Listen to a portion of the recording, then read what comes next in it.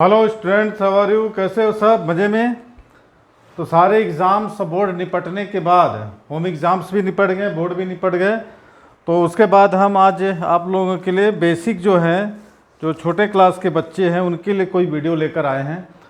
तो हमारे पास क्लास 9 से 12 बच्चे भी आते हैं, तो लेकिन उनका बेसिक फाउंडेशन काफ़ी कम रहता है, माने बेसिक नहीं नॉलेज रहता है। मेन चीज़ यही है कि क्लास 8 तक कंपलसरी हो गया है कि सभी को पास करना है, ठीक है।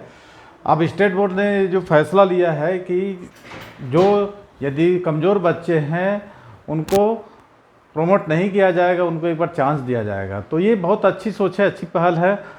तो उसी फाउंडेशंस को क्लियर करने के लिए मैं आप लोगों के लिए अब नित नए डेली आपको एक एक वीडियो आपको बताऊंगा। जो भी क्लास 5 तक के बच्चे, क्लास 4 के बच्चे हैं, जैसे ही आप एंटर करते हैं क्लास 6 मिडिल स्कूल में, तो उनके सामने सबसे बड़ी समस्या होता है बेसिक कॉन्सेप्ट की। मैथ से डरने लगते हैं। तो मैथ से डरने का नाम नहीं, बस प्रैक्टिस करने का नाम है। तो वही प्रैक्टिस आपको कराऊंगा मैं।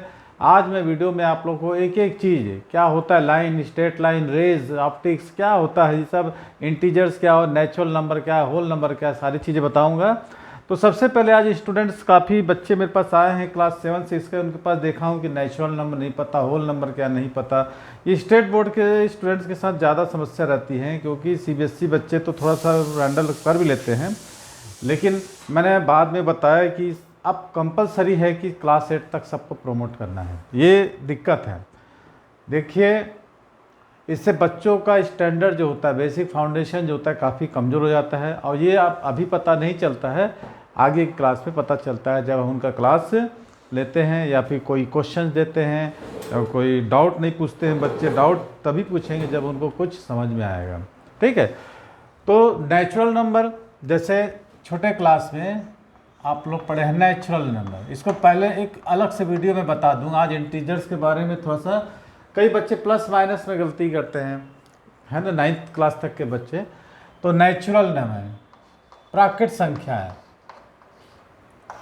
ये कहाँ से स्टार्ट होती है? 1 to 9, ठीक। प्राकृत संख्या है, या फिर इसको हम बोलते हैं नेचुरल नंबर 1 to 9। यदि इसमें हम 0 ऐड कर दे तो होल नंबर हो जाएगा,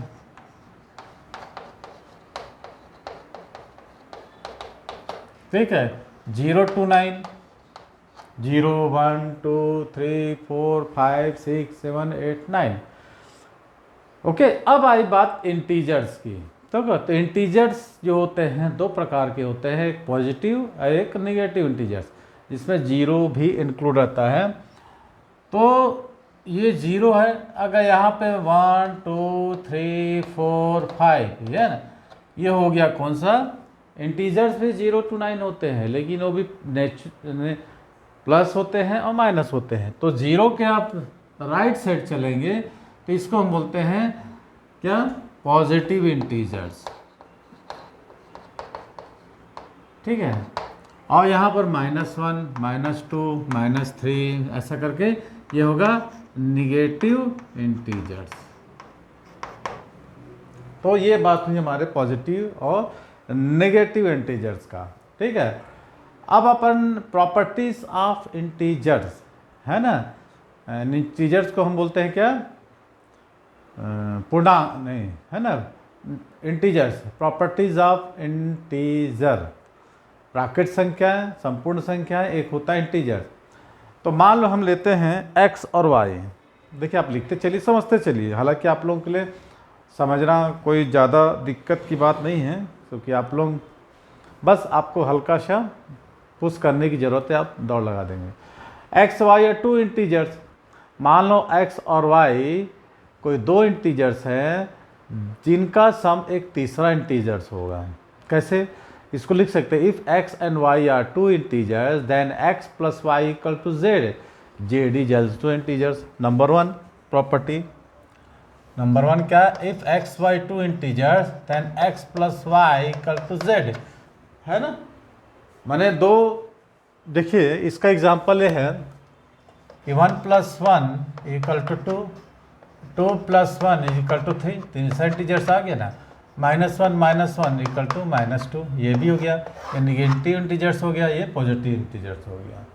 तो x y are 2 integers then x plus y equal to z, z is also integers. दूसरा क्या होगा, फिर से आप लिखो x और y two integers, then x minus y is equal to minus m, है ना। मान लो एक पॉजिटिव लेते हैं और एक निगेटिव, तो 1 minus two is equal to minus one, तो इसका property x minus y equal to m, है ना। m is the also an integers, where m is the also an integers, okay। Number 3, for any two integers x and y, ठीक है, for any two integers को अपन बोलते हैं commutative law. यदि x y दो इंटीजर्स होगा तो x plus y is equal to y plus x, तो 1 plus two is equal to 2 plus one, ये इतना का 3 होगा, क्योंकि 1 प्लस टू भी 3 होता है और 2 प्लस वन भी 3 ही होता है, okay. x plus y is two integers, then x plus y is also y plus x, okay. अब मान लेते हैं अपन कोई 3 इंटीजर्स हैं, है ना।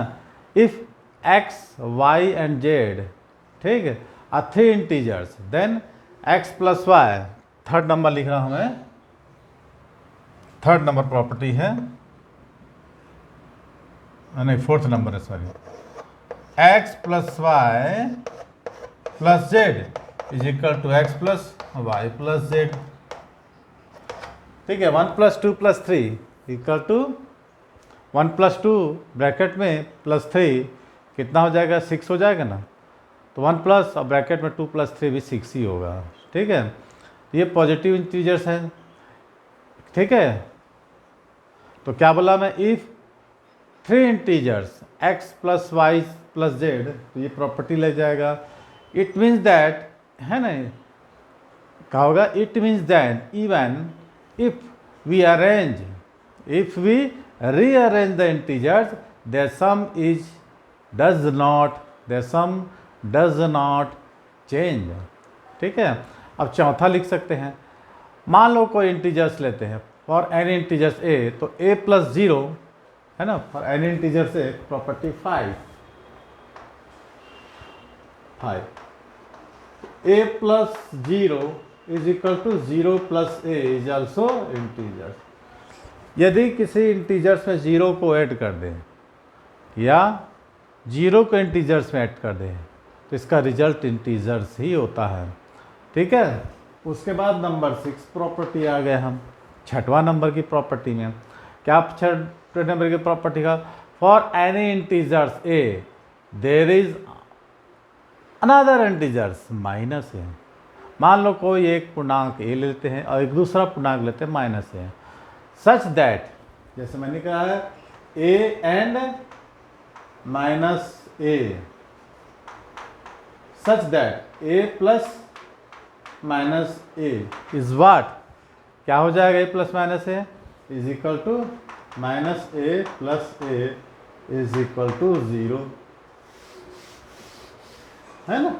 ये हो गया प्रॉपर्टी 6 हो गया, ठीक है। अब मान लो if a is any integers, तो कितना हो जाएगा, a minus 0 is also a। If a is any integers, a minus 0 is equal to a। ये समझ में आया, एक पॉजिटिव इंटीजर्स, एक निगेटिव इंटीजर्स, पॉजिटिव में निगेटिव इंटीजर्स को ऐड करेंगे या निगेटिव में पॉजिटिव को ऐड करेंगे, तो उसका रिजल्ट क्या होगा, ऑलवेज भी 0, and 0 is the integers, okay. अब देखिए, आप लोगों की बहुत बड़ी समस्या थी एक, जो छोटे क्लास के बच्चे आते हैं, काफ़ी वीक बच्चे रहते हैं, मैंने देखा है CBSE स्कूल में, अच्छे स्कूलों में भी बच्चे आते हैं हमारे यहाँ, काफ़ी वीक होते हैं। तो उसके लिए मैं आज आप लोगों को एक बॉक्स बताऊंगा, उस बॉक्स से आप लोग काफ़ी अच्छा तक समझ पाएंगे। लिख लीजिए, रूल्स फॉर मल्टीप्लिकेशन ऑफ, आप लोग भी लिखिए, rules for multiplication of integers, ऐसे लिखेंगे। इसको मिटा दूँ, है ना।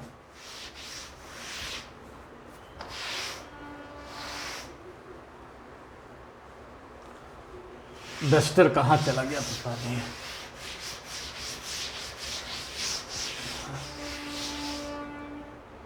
Rules for multiplication of integer,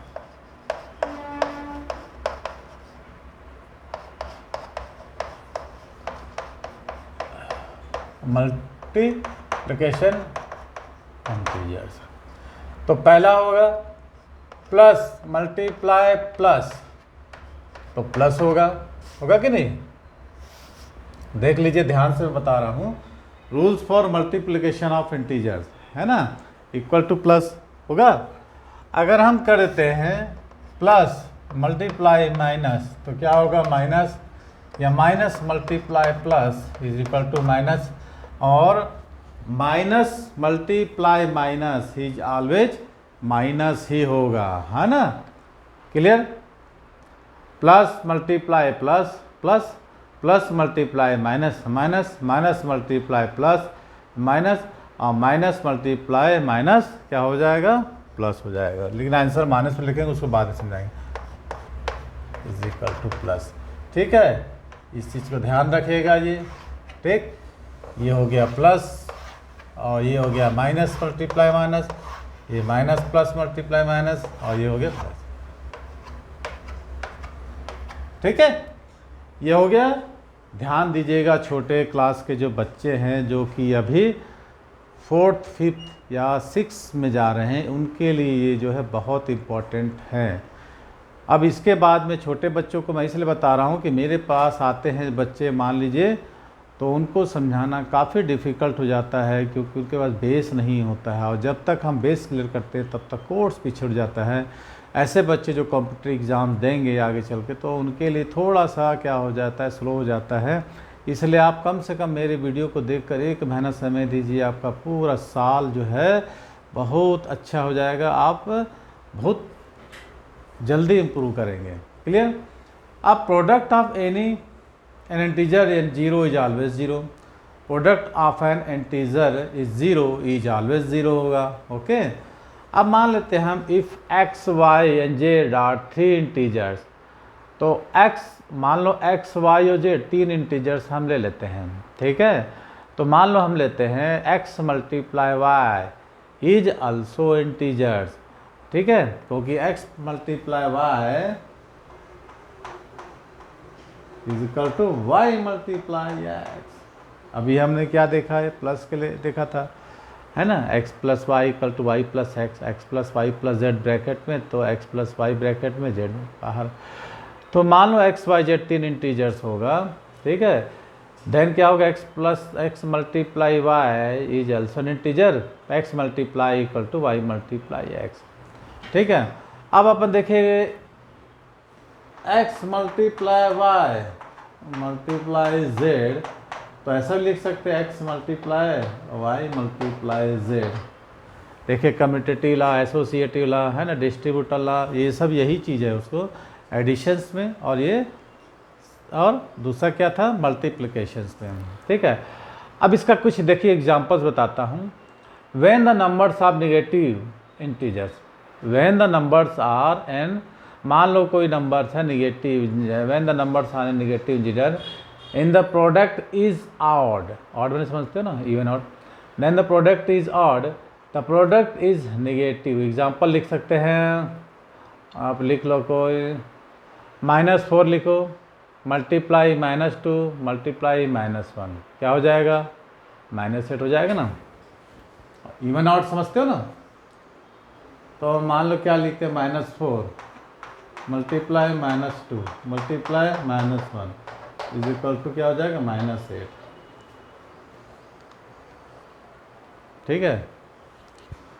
अब दूसरा लिखा, when the number of negative integer in the product is even, मैंने क्या बोला? When the number of negative integer in the product is odd, the product is negative. Example जो लिखा, -4 multiply -2 multiply -1 equal to कितना? -8। अब मान लो अपन देते हैं when the number of negative integers, क्या बोला मैं? जब कोई है ना नेगेटिव नंबर हो, number of negative number in the product is even, ठीक है? The product is positive. Example लिखो, चलो, -1 2 मल्टीप्लाई -1 मल्टीप्लाई -3 मल्टीप्लाई -2।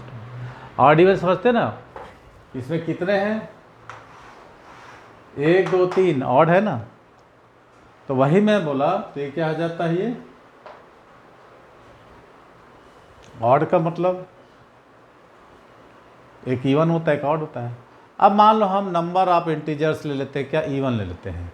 अब उसका प्रोडक्ट देखते हैं कि क्या आता है। तो लिखो when the number of an even integer the product is also even, है ना, होगा कि नहीं।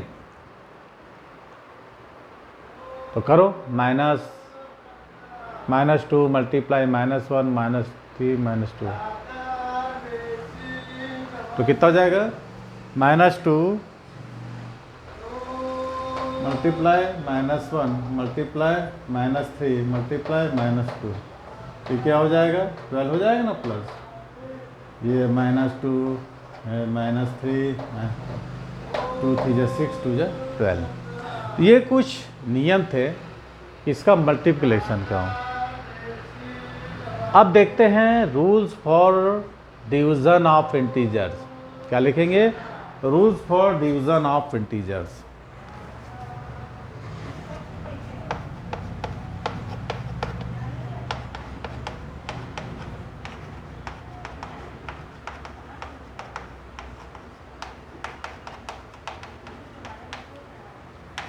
बहुत आसान है, जो 9th क्लास के बच्चे जल्दी पिकअप कर लेंगे।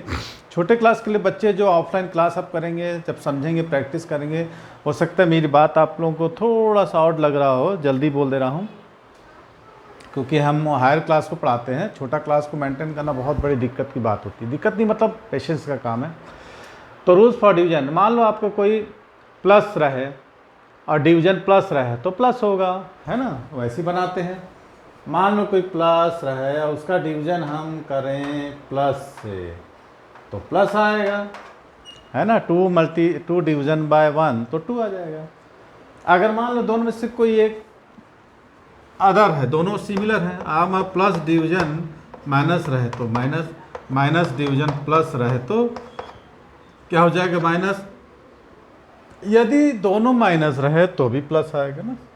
माइनस, ये डिवीजन है sign, division minus equal to plus. Simple सी बात है ना, सिंपल सी बात है कि नहीं आप लोग ले कि मान लो 4 डिवीजन बाय 2 तो कितना हो जाएगा, 4 को 2 से डिवाइड करेंगे, दोनों पॉजिटिव 2 आएगा। -4 को डिवाइड करेंगे 2 से तो क्या हो जाएगा, -2 आ जाएगा। यदि -4 को डिवाइड करेंगे -2 से तो क्या आ जाएगा, 2 ही आएगा, लेकिन पॉजिटिव आएगा। ठीक है, ये डिवीज़न का नियम है इंटीजर्स का। अब मान लेते हैं कोई, है ना, वेरिएबल से, जैसे x और y are 2 integers, then x division y में नॉट बी इंटीजर्स। जरूरी नहीं है कि इंटीजर दो, इवन ऑड ले लेते हैं तो डिवीजन ही हुआ। इफ x और y 2 integer then x divided by y is not integer for any, मान लो कोई इंटीजर लेते हैं, फॉर एनी इंटीजर्स a। अब मान लो कोई इंटीजर्स लेते हैं a और नॉट इक्वल टू 0। मान लो सपोज कोई इंटीजर्स a है ना, नॉट इक्वल टू 0 होगा तो हम क्या कर सकते हैं, a divide a equal to 1 होगा कि नहीं। दोनों सिमिलर है, 1/1 1, 2/2 1, 4/4 1, ठीक है। और a divide by minus a, है ना, देखिए पहला नियम, a divide a is equal to 1, ठीक है। दूसरा a divide by minus a equal to -1, sure होगा कि नहीं। या -a डिवाइड बाय, ऐसा भी लिख सकते हैं। तीसरा -a divide a is equal to -1, है ना, होगा कि नहीं। अब a डिवाइड 1 कर देते हैं, या 4th number a divide by 1 तो क्या हो जाएगा, यही आएगा। 4 को 1 से डिवाइड करेंगे 1 4 जाओगे, 1 का टेबल 4 जैसे लिखते हैं ना, ये हो जाएगा 4 डिवीजन बाय 1 तो 4, है ना, 1 का टेबल 4 पाए 4 होगा सर तो 4 ही आएगा ना, ठीक है। तो a divide by 1 a divide by -1 also -a, ठीक है। अब हम a डिवाइड करते हैं 5, a divide by -1 is equal to -a, या फिर -a divide by 1 is equal to -a। यदि हम कर दें -a divide -1 is equal to plus a. ये हैगा कि नियम? क्लियर? कोई डाउट? क्लियर? क्लियर? क्लियर? तो चलिए ठीक है, आज की वीडियो को यहीं समाप्त करते हैं।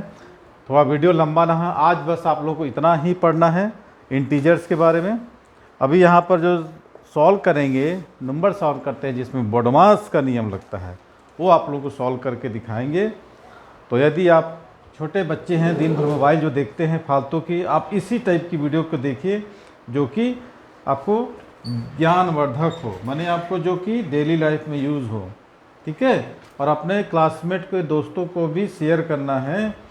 और जो भी वीडियो में आप लोगों को देखते हैं, यदि मेरी वीडियो आप लोगों को दिखती है तो इसको लाइक करके शेयर कर देना है, ठीक है।